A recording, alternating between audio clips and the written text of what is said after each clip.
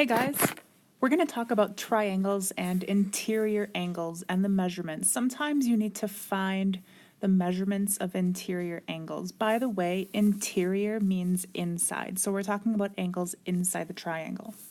What I'm going to do is I'm going to draw a triangle and I'm going to make it a right triangle. So you remember that a hallmark of a right triangle is that there is one corner that has the right angle measurement. And we know that a right angle always measures 90 degrees. Now, until you get to higher math, you usually at this point in time will always be given at least, or I should say, 2 of the 3 angle measurements, because all triangles have 3 angles, 1, 2, 3, and they each have a measurement. Something that's special about triangles, whenever you add up the angles in a triangle, they always have to add up to 180 degrees. So once again, all 3 angles in a triangle must add up to 100 degrees, okay? So let's say we had a triangle here called ABC. So that's to say that the sum of angle A plus the sum of angle B plus the sum of angle C will always equal 180 degrees, regardless of what kind of triangle it is. So we can find those missing angles when we're given 2 of the 3 angle measurements. Let's say for my right triangle here, we know that one of our angles is 90 degrees, and we also know, let's just say that this angle down here is given to you and it's 45 degrees. So what would you do in this situation? Well, what you could do is you could write a number sentence and go 180 degrees minus, in parentheses, 90 degrees plus 45 degrees. And that will give you your angle that we need, which is angle A.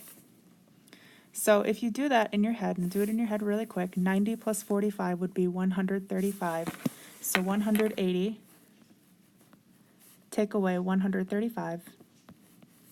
You have to borrow. Would be 45 degrees left over. Okay, let's try one more. I'm going to draw another triangle for you. And I'm just going to make this one kind of a wonkier shape. Oh, I'm going to run out of room. Well, I'll just pretend that meets. And let's call this triangle DEF. So the sum of angle D plus the sum of angle E plus the sum of angle F will equal 180. Oh, why did I just draw a dollar sign? That was pretty silly. Will equal 180 degrees.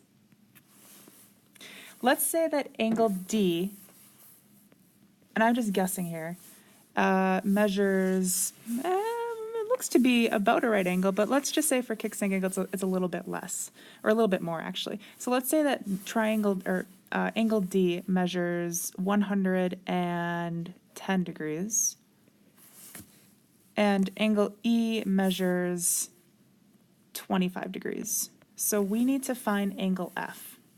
Well, we can add up angle D and angle E, so 110 plus 25 degrees gives us, I'm going to squeak it in here, 135, and then we just need to subtract 180 minus 135 gives us 45 degrees left over. So that is